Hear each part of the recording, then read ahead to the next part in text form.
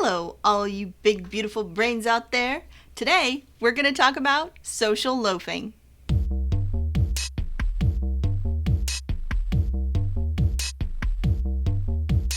Before we get started, take a minute to subscribe to Psy vs. Psy. Help out your friendly neighborhood psychologist while I tell you all about social loafing.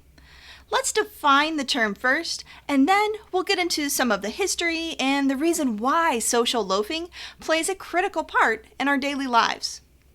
Breaking down the term actually gives you a pretty good idea of what it means.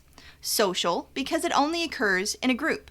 Loafing, as in slacking off or not pulling your weight.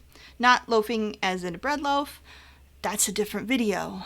So, social loafing is when someone in a group slacks off more than they would if they were doing the task by themselves. We've all experienced this, say in group projects or in team exercises at work. You get assigned a chore or a task, and usually one person in the group doesn't do their part. It can be hard to watch that person not contribute as much as everyone else. And this seems to be a worldwide phenomenon, as frustration resulting from social loafing has been demonstrated cross-culturally many times.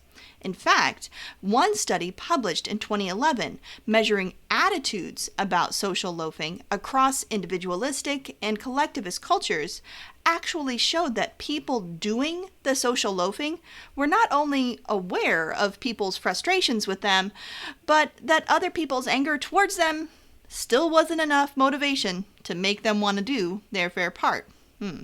Social loafing overall makes groups less effective than they would be if each team member worked individually.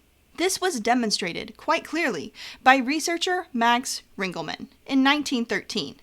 Now, Ringelmann was a man of many talents, inventing things like the Ringelmann scale, which was used to measure the opacity of smoke.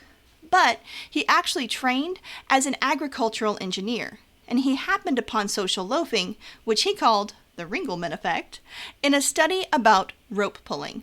He asked participants to pull on a rope attached to a pressure gauge, both individually and then as part of a group.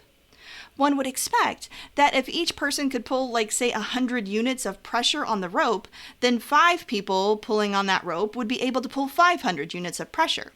But what Ringelmann found was that the more people pulled, the further below their potential they would perform as a group. When people were being measured individually, there was nowhere to hide. They each did their own individual best. But when they performed as a group, they simply did not perform as well as they all did individually.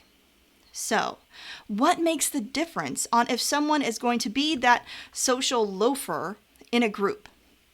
One model used to explain it is called the collective effort model. It states that the social loafers have reduced levels of motivation because there are lower expectations of overall group success.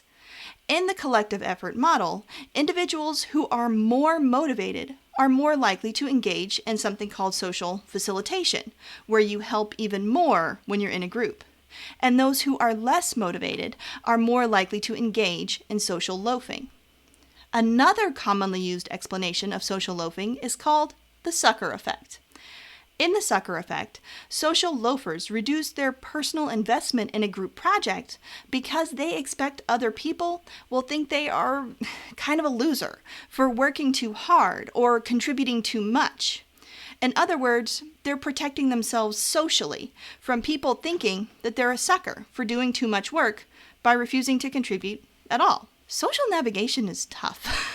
If you want to know more about not loafing off, make sure you subscribe to Psy vs. Psy so you can get all of our other videos and you can learn all about the science of psychology. Until next time, keep thinking, and I'll see y'all later. Bye!